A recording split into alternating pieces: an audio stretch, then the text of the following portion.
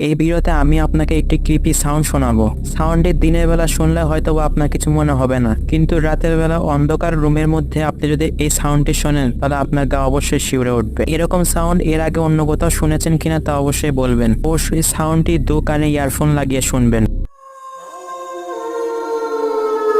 মোয়ে মোয়ে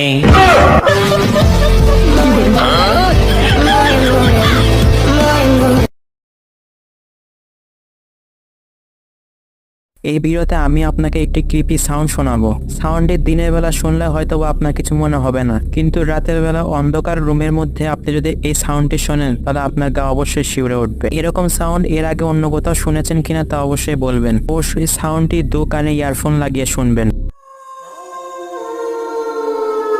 মোয়ে মোয়ে